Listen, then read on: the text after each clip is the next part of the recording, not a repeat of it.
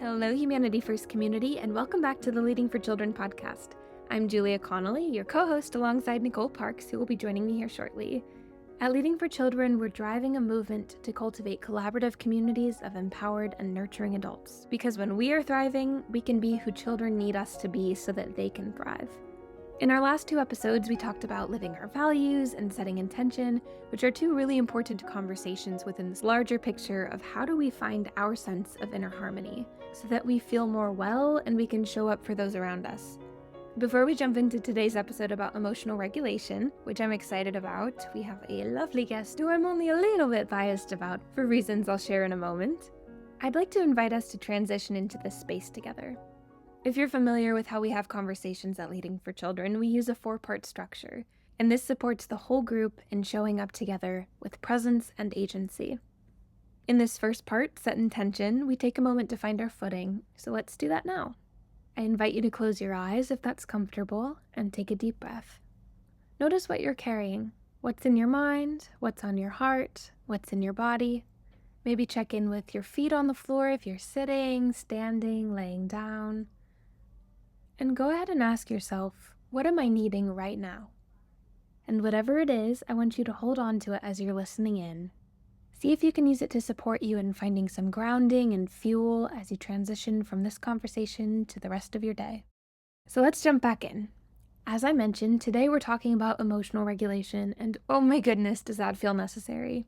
Life is really hard, and the only thing that we have control over, no matter what, is our emotional regulation. So as we transition into the next part of our conversation, connection, I would love to bring Nicole in and introduce you to our guest, Dr. Jennifer Rocks, who happens to be my mother. She's also a clinical psychologist, and she is here today to share her expertise and perspective on emotional regulation, and also a little bit about how it shows up in her life. Nicole, can I invite you to get us started? Hello, everyone. My name is Nicole Parks. I am a mother, a grandmother, an aunt to many nieces and nephews, and also the youngest in my family, which I'm realizing more and more that has a dynamic too. I am also the executive director at Leading for Children, and I am excited for the conversation today. And Jennifer, I'd love to pass it to you to introduce yourself. Thank you so much, Nicole. I'm really happy to be here. I am Dr. Jennifer Rocks, and I am a mother. And that's probably one of my biggest pieces of my identity, the one that I have a lot of passion and heart with. I am a sister of a brother who is no longer with us. I am a daughter. I am a niece. I am a community member. I am a friend. I'm a nature lover as I sit and look out into the trees in my yard. And as a professional, I am a licensed clinical psychologist in private practice.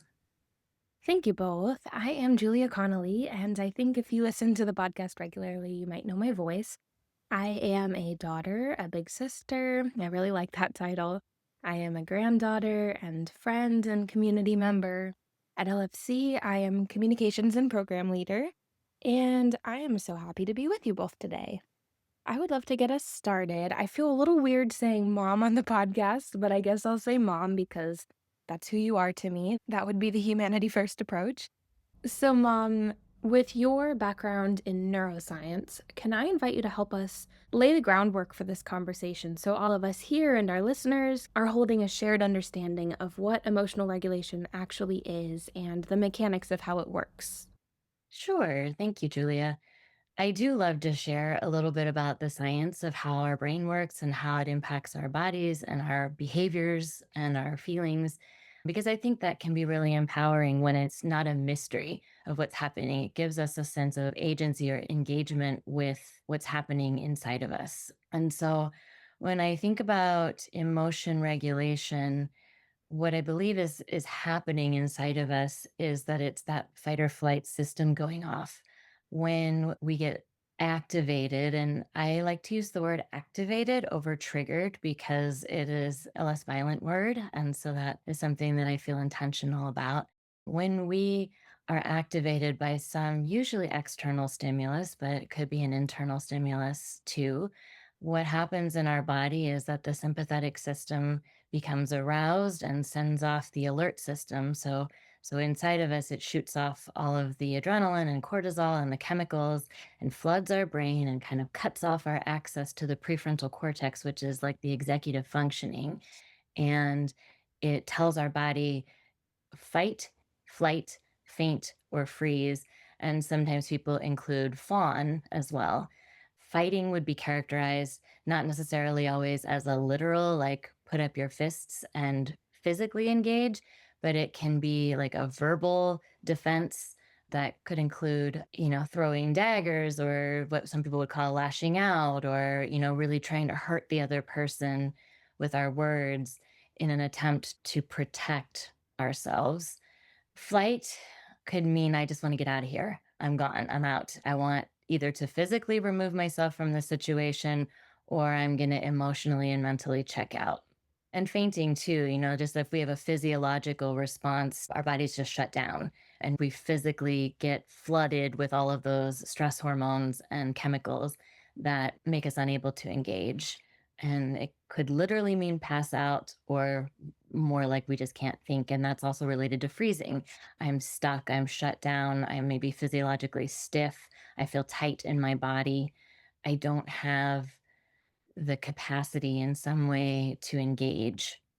And then the fawning is where you might defer to the other person and sort of give up your own position in order to placate, to people please, to soothe that person instead of soothing yourself, trying to change that person's behavior. So when the sympathetic system becomes aroused, one of those mechanisms can be our body's way of automatically showing up to protect us. And we learn these different strategies or mechanisms through experience over a lifetime of what has worked for us and what hasn't worked for us. And we get conditioned by repetition or the environment around us, which one of those seems to keep us the safest. So when we're in that state of arousal, like I said, it's very automatic or reflexive or habitual, and we don't necessarily take time to pause and think and stop and consider and reflect. And what we want to learn to do with emotion regulation is at that point when we discover, when we notice, and we can talk about this more later, but we notice by engaging in mindfulness practices, we become aware of what's happening in our body. Oh my gosh, I'm really activated right now. What are my choices? And that's when we want to engage the parasympathetic system, right? The other side of the sympathetic system. We want to activate to help soothe the sympathetic arousal. If you have a safe relationship with your parent, I think of it as like the parent, the parent system comes in and soothes and calms and comforts and helps that child to regulate. When it's our adult selves, we have to do that for ourselves. And so the way that we engage the parasympathetic system is first to recognize that this is happening. So to become aware that I'm in the middle of this situation and then take a breath. And it can be a bit cliche, in our culture, we say, just, chill out, take a breath, relax, come on. But the science of that is that the oxygen molecules brought in by the breath go up into the brain and switch off the sympathetic system and switch on the parasympathetic system, inviting all of those chemicals to recede and withdraw and settle and dissipate so that we regain engagement with our prefrontal cortex, which is that executive functioning center, allowing us to think more logically and have choice. And when the system starts to become more physiologically regulated through bringing the breath in, then we can start to use our cognitive processes, thinking strategies to kind of find out what else is going on here. So the way I think about it is pause, breathe, experience, and then we have some choices. So we go, okay, pause. What is happening here? I'm identifying that I'm in the middle of this activation. I breathe and I bring some breath in to regulate that nervous system arousal.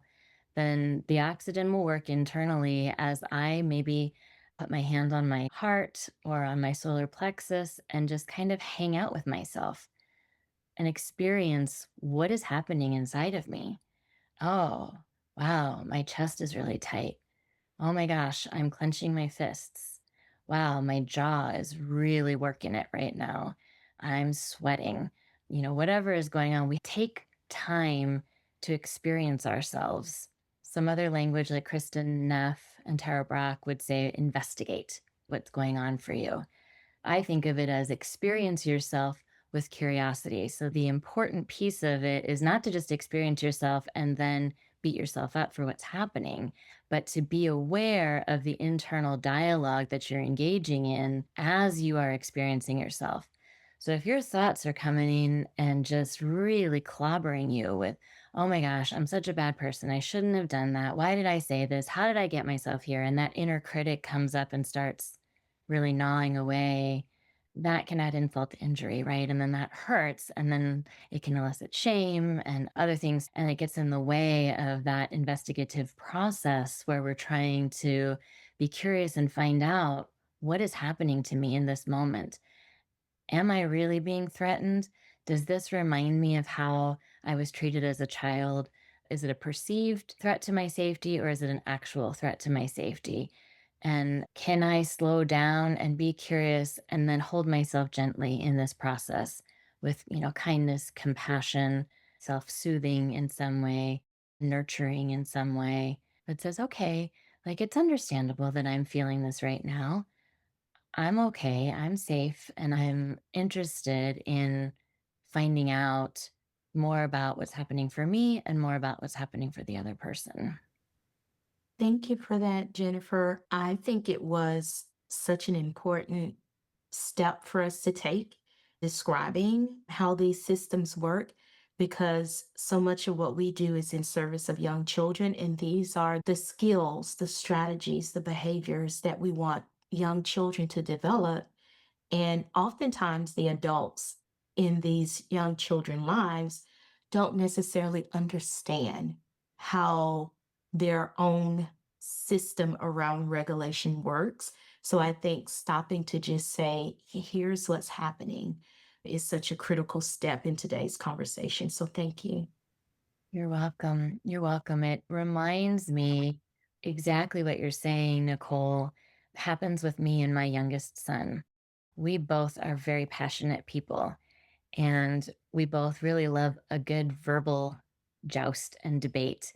And what I find is that there's a point where it stops being enjoyable and it starts becoming adversarial. And because of, his age and stage of development, he can just kind of keep going, ratcheting up and up and up into the I have to win, I have to be right. Now there's a lot at stake and my ego is invested and all of that. And so it's really easy to get sucked into that when you're working with a child of any age or even an adult who is not regulated, right? Because their energy really can destabilize us. So if we have this practice in place for ourselves, I am so aware of how when I stay grounded and when I stay in my center of alignment, it helps him to stay in his.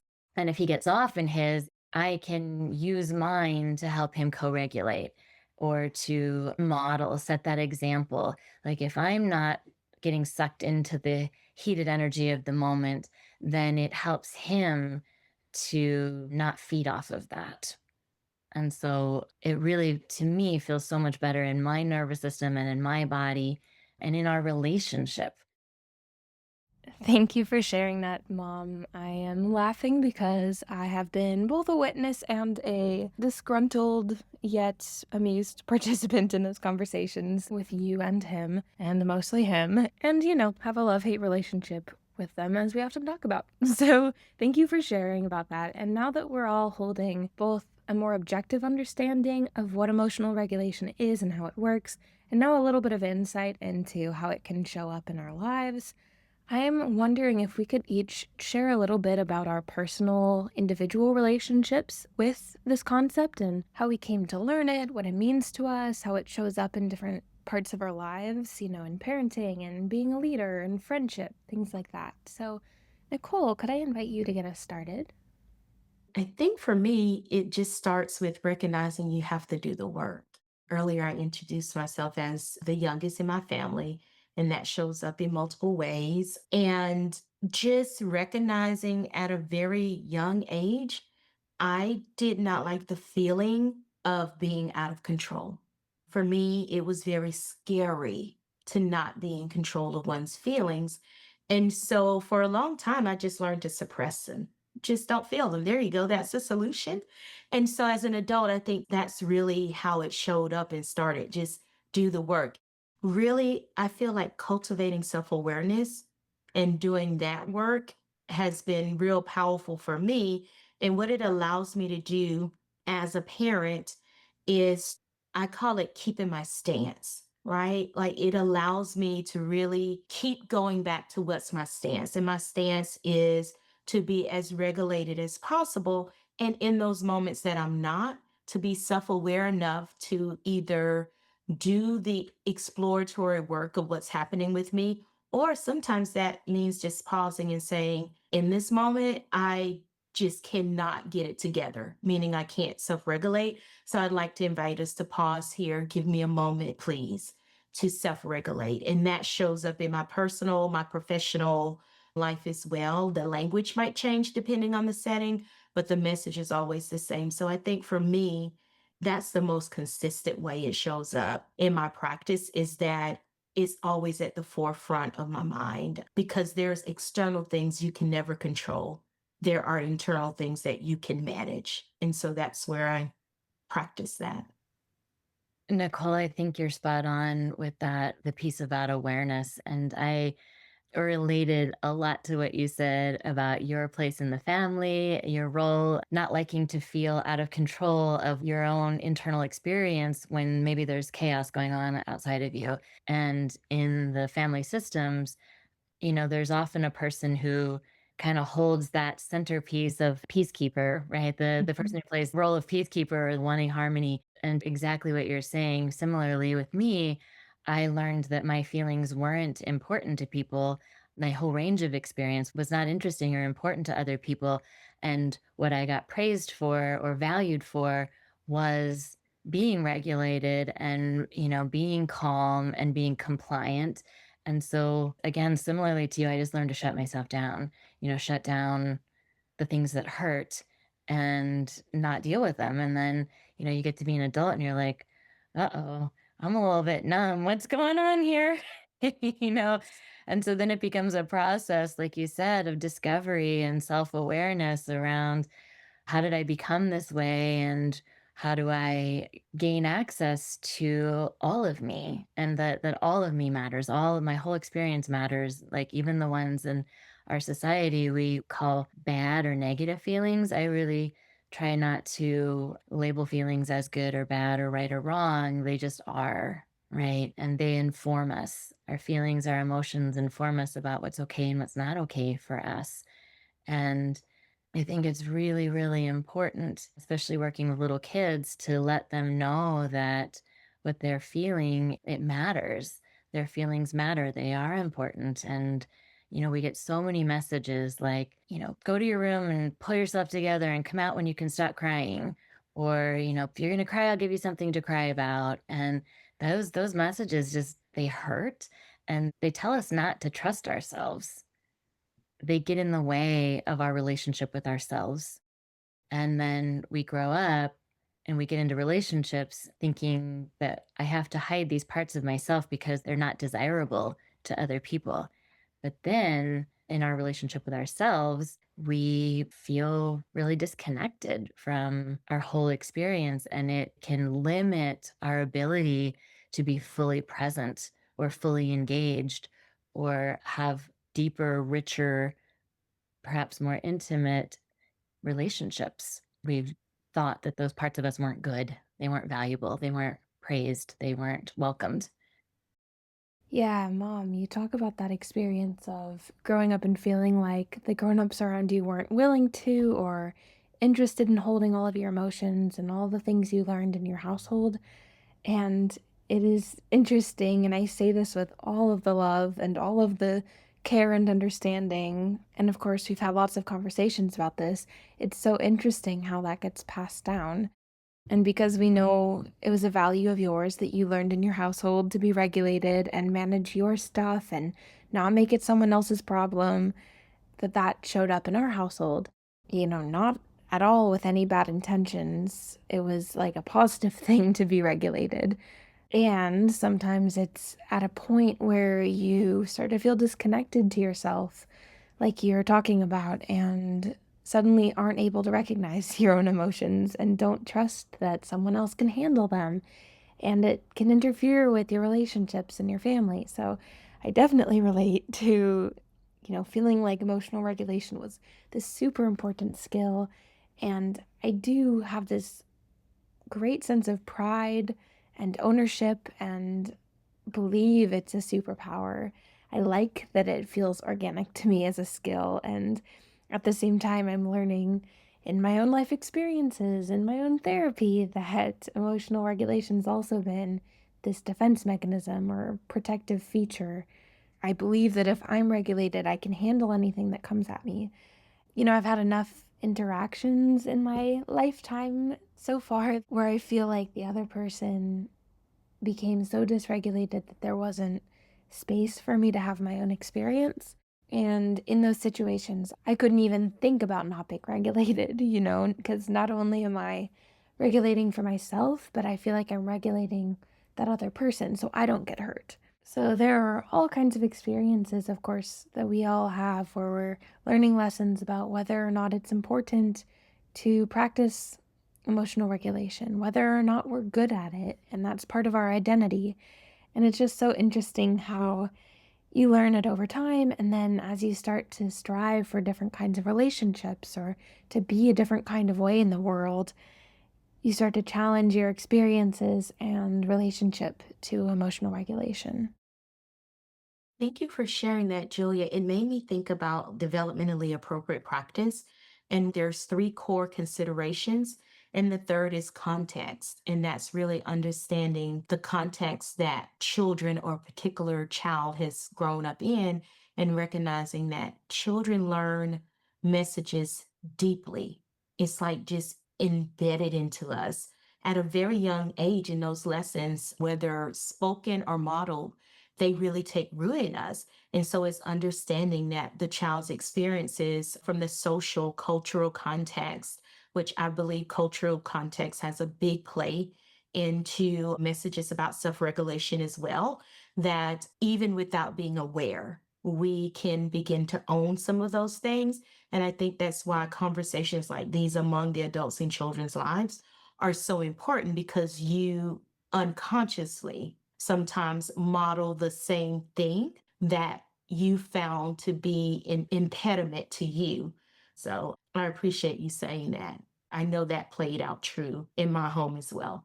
Yeah, there's definitely something to being a woman, being, all the identity things that we take on and the way that we're socialized, of course. For me, I identify with being the oldest daughter, and I felt a responsibility that I don't think my little brothers felt. They had more space to be expressive and have a full range of emotions, and it was expected of them. It wasn't strange or off-putting or a burden to anyone else because that's just what they were expected to do, how they were expected to be. And, when I was little, I didn't understand that it was happening. I didn't have the words to know, I feel like I'm not allowed to be this way, or I feel like the other person isn't willing to hear that. But you feel it, like you're saying, Nicole, and it is in your atoms, in your cells. It is energetic. It is in you at the very most basic level. And I appreciate you bringing that perspective in too. The beautiful thing is, as the adults in children's lives, we have the power to disrupt that. If we're willing to have conversations like these, and if we're willing to do the work, an example I use is I have three adult children, and then I have the 14-year-old. And being a woman of color, being from the South, always be a lady, whatever that means, there are certain messages, and being quiet keeps you safe, from a cultural context. And so with my older children, especially my daughters, I would kind of suppress their boldness, their courage, even their voice level, I would police. And thankfully, in doing this work, I recognize some of the things that influence my showing up that way from my childhood.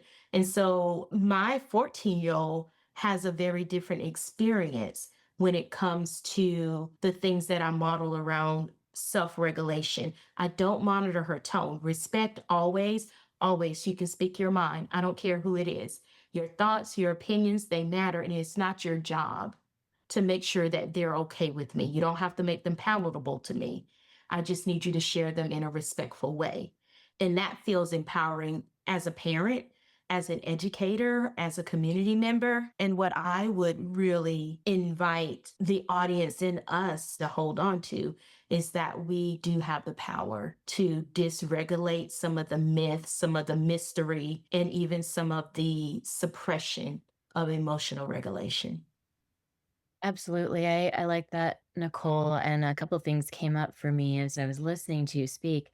One of them, and Julia, I kind of grabbed on this with you too, is that if we are shutting ourselves down and not speaking our minds and not sharing what is true for us, we're not really engaging honestly in relationship with ourselves or the other person. And so I've really grabbed this phrase like, what is true for you right now? And can I share that with you? And I don't know if you want to call it radical honesty or the willingness to be vulnerable and to share. Another word that has become a part of my practice, particularly with couples, is reveal. Are you willing to reveal what is happening inside of you in this moment as you are processing our conversation? Can you share that with me? And can you let me know how you're thinking about and feeling and experiencing this dialogue right now? Can you let me in on your process with honesty, not curated? When we curate this polished image of ourselves, again, it can limit and get in the way of depth of connection. Sometimes, if we're confusing emotion regulation with that suppression that we talked about, the shutting ourselves down, the not actually feeling, the not actually revealing, I think it's just really good to have the dialogue about what's the difference between being regulated and sharing versus what is shutting ourselves down, suppressing, containing, controlling in some way. Because I would also have to say that there are times when I've gotten feedback that when I perceived myself to be emotionally regulated, the other person said, "Well, I can't feel you. You're like so cool, calm, and collected that it doesn't feel trustworthy." It almost felt like destabilizing to them because I wasn't maybe being honest. I was just trying to manage them through my regulation. Like if I could stay regulated, it was more of an effort to protect myself than to engage honestly. Yeah, this makes me think about a conversation you and I just had, Mom, about the difference between what it means to internally regulate versus an external act of trying to control what's happening outside of you. And sometimes that can be tricky. It can look like regulation. And I don't know if I'd go as far as to say there are like two different types of people or two different types of approaches. I think in this group of you, Mom, Nicole, and myself, we fall more on the side of that suppression of self. That is our extreme. And then there are other people whose extreme is trying to shape outside circumstances, change the way that people behave. We're not really emotionally regulating, we're actually manipulating circumstances to soothe ourselves and feel more at ease. Like you don't trust necessarily that you can handle it on your own inside of yourself. And so you lean on the people around you to do it for you. And it's hard sometimes to identify that that's what we're doing. And I think we all do a little bit of everything depending on the circumstances and who we're with. Did you want to say anything more on that, Mom, since that was a conversation we were having? You're doing great, Julia. Keep going. Well, that's all I have. I think speaking to like the comfort, right? Trying to keep the other person comfortable or trying to keep the situation comfortable, that not revealing, not sharing, suppressing in order to keep the other person's emotions down, or like you think they might get reactive if you share what is true for you. And so you just don't share what's true for you. But that lack of honesty corrodes the connection, the possibility of connection, the trust. And I don't know if this is getting a little too much, but like that word manipulation is a tricky one, right? Because we all kind of do it to an extent to survive. We're all like manipulating ourselves and our external spaces to fit our needs, to get our needs met, right? But can we be aware that we're doing that? Or like, what is the strategy I'm using to get whatever need met? Is it in awareness or out of awareness? What kind of intent is it with? A malintent, or is it trying to cultivate more harmony? But even that's a slippery slope, right? Because if the goal is harmony, a lot of good can come out of conflict or friction, right? Disagreement doesn't have to be emotionally dysregulated, right? And so when we bump up against each other and have conflict or friction or tension, it's an opportunity to learn more about the other person and learn more about ourselves and deepen our relationship. So, the more that we can be aware of ourselves, our experience, and our emotions, so the more regulated we can stay during conflict or misunderstanding or disagreement, the more successful we can be in navigating it and coming to an outcome that is perhaps mutually beneficial. Yeah, and I think it's calling attention to it, something that I do a lot with the 14-year-old, thinking about the idea that we all do use manipulation. She has this tone when she's really trying to get me to do something, and it's just the sweetest thing. And so when she does it, sometimes I'll look at her and I'll say, I know that you're manipulating me, and it's probably going to work this time. I want you to know that you're manipulating me. And she'll go, no, I'm not. And I'll just kind of say, yes, you are. And in this instance, it's working, but let's make sure we don't manipulate for wrong reasons. And so that's just kind of a bar we try to set here. But I think some phrases and some words on its surface level, if you say to someone, we all do it or you're doing it, we immediately get pushback. And I think that dampens our ability to have self awareness that we need so that we can really be self regulated and, more importantly, be able to support children in co regulating if we can begin to name behaviors and not judging. Yeah, in what both of you are saying, it feels important to call out that these words often have dramatic implications or dramatic affiliations. Manipulation sounds big and scary and like only bad people do it, but these are really nuanced ideas and they show up in little ways just because we're human. And it's not, to an extreme level where like it's movie villain stuff. We all do these things to protect ourselves, and that's just true. So I appreciate you kind of breaking that down there. I love that, Julia. And I love what you're saying, Nicole, about naming. That feels so important. It helps to destigmatize. Julia, to your point about this word protection, we've become so protective of ourselves and our emotional safety, and we really operate out of a lot of fear. And the fear is I don't want to hurt. I don't want to feel bad. I don't want to be uncomfortable. And so I think the more we can practice naming what is true, oh, this is happening right now. Let's notice that it's happening. Let's check out what's causing it to happen. Let's explore that. Let's not be so scared of it. We can have these kinds of conversations with curiosity and kindness. They don't have to be rooted in fear and anger and protection. But, in our society, that's not something that's practiced, right? So everybody's kind of out to protect themselves. I don't want to get hurt. I don't want to get hurt. Breaking it down, naming it, repetition, getting feedback. Feedback can be really scary for people. But how can we share in an honest way, in a regulated way, in a seeking to understand as well as to be understood kind of way that leads to deepening of relationships? So, we've talked a lot about internal regulation and how our systems work, how we can support them, and that when we feel regulated, we're in a better position to nurture relationships.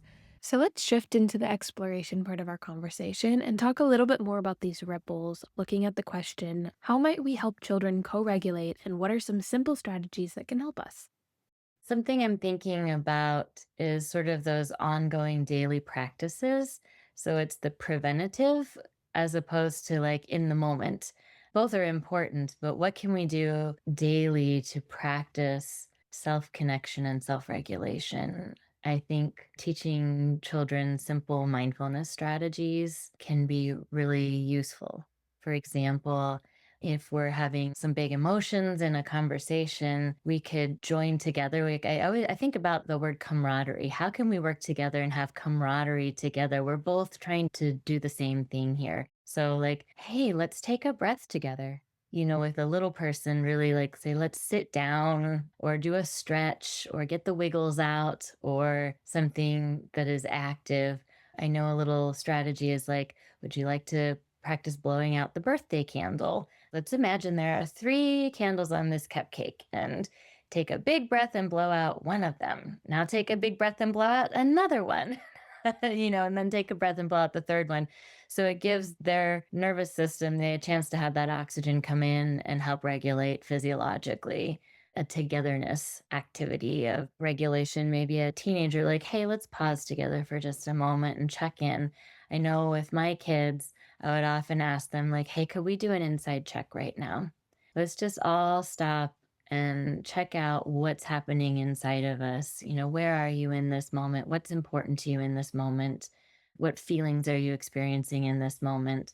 And I'm interested in them. Will you share with me where you are? And kind of what is your conscience saying? What are your insides telling you? And I'd love to hear about that. Hmm. Thank you for that phrasing of what is your inside telling you. I think that's such clear language we can use for children. So thank you for that. I am thinking about another strategy that didn't really feel like a strategy when you first offered it to me when I was little, but the phrase, I'm always okay, or you are always okay. I even wrote a narrative essay about it when I was in college because I realized, looking back over my life, how big of an impact it had on my sense of internal regulation. It started out as this really confusing thing to hear. Like, what do you mean? I am not always okay. And I used to quiz you and say, well, what if this terrible thing happened? What if one of us went to jail? Or what if all of these horrible things went wrong? We wouldn't be okay then. And you would say, yeah, we would. We would be okay. And it really did not make sense. And with time, I would lean on it and started realizing I really am okay, no matter the circumstances. I'm here, something might physically or emotionally hurt, but I am okay. And so, kind of exploring what it meant to me and how I could use it to support me as a mantra was really helpful. Can I tag on to that real quick? That you're okay stems from you can handle this. We can handle this. We are capable. No matter what comes at us, we can handle it. I learned that from my dad, and he said, it'll be all right, Jen. It'll be all right, Jen. So your it's okay was mine was it'll be all right, Jen. And the bottom line was I can handle this. We can handle this together. Nothing Mm. is too big for us to handle. Like you said, it might hurt, might be uncomfortable, but we can handle it. Thank you for saying that. I was like, oh, right, exactly. That's what it is. And there is a sense of empowerment that I often also notice my peers struggled with that. There wasn't a built in sense of, I've got this, that self efficacy. I felt like I watched a lot of friends feeling like they didn't have the foundation. They didn't have the trust in themselves. And for some reason, there were moments of insecurity, of course, all the time, but there was this very deep sense of, I got it. I can handle it. So thank you for saying that. And then the other thing I'm thinking is, you know, the emotional contagion piece. They feed off of us and we feed off of them. And noticing when children are getting dysregulated, it actually impacts us too. And we often become dysregulated and model for them anxiety and like flailing, trying to find our footing, but missing. And I think trusting that the grown up could handle themselves. And so doing your own work to show up regulated helps children show up regulated. Just simple as that. I think to add to that, Julia, exactly that word you used was trust, giving the child the message, I trust you. I trust you with your emotions, and I'm interested in your emotions. Goes a long way to that. I believe in you. I believe you can handle this. And that is a deep rooted sense of stability, grounded in self. Yeah. Perhaps the wrap up is the question, what might the world look like with everyone using emotional regulation? How I think the world could be shaped and looked differently if there was more intentional practice is that I think it would engender a sense of trust. We would not have to be so self protective and fear based, but there would be more openness and revealing. We would just have deeper, richer, more intimate relationships. I think for me, that word is so big because in my practice, the absence of that is often at the root of discontent, sadness, depression, anxiety, pain, loneliness. I think we as humans do crave a depth of relationship that a lot of us don't really know how to engage in. We know we want something, but we don't know how to achieve it. I think there would be potential for kinder, more collaborative. I don't know. I feel excited about the possibility of expansiveness in that we don't know. We don't know what could be possible if it happened, but the possibility feels very rich with potential and really good feelings. When I think about a world where everyone was self regulated, I think that it would be a world of more embracing of each other and seeing each other's humanity. I think there would be more empathy for others because I really believe a lot of times we lack empathy because we're afraid of what we might lose if someone else gain. And I think that our children would grow up in a society where they receive messages of being capable, of being loved, of being cared for, of being smart. I just think that our children collectively, across the world would have much more grounding in that those attachments that we know that they need and those models that we know that they need at a young age, that's freely given. I love both of your descriptions. And yeah, much of what I was thinking is reflected in what you both said. I think the last words I would add are like a gentleness or an ease about life. Like, I think we'd all just feel a little more calm, really leaning into living a life that feels well and connected, and where we have the space to really do the humanity first thing, to put humanity first. Thank you both for this really rich and uplifting conversation. I know I'm feeling really grateful to be with you both today. And for all of you listening in, I would like to bring us into the final part of our conversation, Take Action, and offer a question that you can ponder as you transition to the next part of your day.